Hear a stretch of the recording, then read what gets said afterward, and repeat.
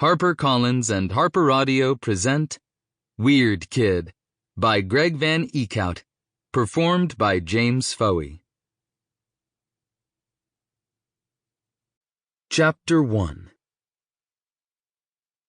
Tomorrow I'll be among people, so tonight I practice my smile. Smiling should be easy. You pull up the corners of your mouth, maybe show some teeth, maybe don't, and that's it. You're smiling. Or, if you're me, you grow a forked snake tongue just for fun. But only when nobody's looking. Only when you want to. At least, that's how it used to be. Tomorrow's the first day of middle school, and I have to keep my mouth and body under control or else. I face the bathroom mirror and try a smile, bright and friendly. My teeth are all wrong. Too small, too many, shaped like tiny, sharp arrowheads. Piranha teeth, great, I mutter, being careful not to cut my tongue. Things started going haywire in June. That's when I started going haywire. I was at the grocery store with Mom, helping her pick out avocados for Tuesday taco night, and I had to get around an old man blocking the aisle. "Excuse me, sir," I said, and he gave me a huge smile and told me I was very polite. For some reason, the phrase, ear-to-ear grin, popped into my brain, and before I knew it, my mouth stretched so wide it curved around my face in an actual ear-to-ear grin. The top of my head might have toppled off if I'd smiled any bigger. The old man screamed and ended up needing EMTs and oxygen, and Mom rushed me out of the store, and we didn't have guacamole with our tacos that night. That wasn't my only accidental shape-shifting this summer. A week after the grocery store, I was bouncing on the trampoline in the backyard. On my last landing, my body flattened into a big tortilla. I managed to reform my human shape after a few seconds, but if the neighbors had seen... Shifting in public is very dangerous. They could find out about me. They is the police. They is government agents. They is my teachers and classmates. They is my friends.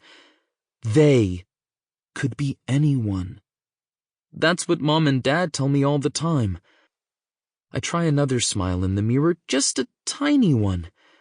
I can do this. I've smiled before, hundreds of times. I'm just having some new school nerves. I'm just freaking myself out. Close my eyes. Take a breath. Think normal thoughts. I open my eyes. Staring back at me is a Venus flytrap. I am doomed. The drop-off curb in front of Cedar Creek View Middle School is a chaos of cars and slamming doors and screaming kids. Mom and Dad insisted on driving me, even though I could have walked or ridden my bike. They say delivering me to school makes things easier, but I know this is a test. Mom turns to look back at me. "Feeling good about today?" What she means is, have you accidentally grown eye stalks? Have you reverted to pure goo form? Do you need a bucket? Mom and Dad wanted to start homeschooling me to prevent anyone from discovering my secret, but I refused. I want to do normal things.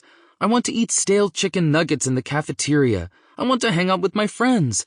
I want to sketch guitars on my math worksheets instead of doing actual math. I won the fight, so I get to go to regular school. But if I have a shifting episode, they'll pull me right out. "Any cramps?" Dad asks. No. "Burning sensations?" No. "Excessive itching? Strange wriggling?" No, Dad, no. Dad's a proctologist. That means he's a medical doctor who specializes in butts. Asking about symptoms is how he shows he cares. As soon as the car stops, I leap out. I'm 10 steps away before they stop me. "Jake!" With a groan, I turn around. Dad's holding out my lunch card. I tromp back and pluck it from his outstretched hand. "I love you, kid," he says. Mom smiles. "Have a wonderful first day, Jake O'Lantern." I wave, but don't smile back, because I don't want to risk my mouth doing something weird. A few minutes of shuffling and dodging through the clogged halls gets me Sample complete. Ready to continue?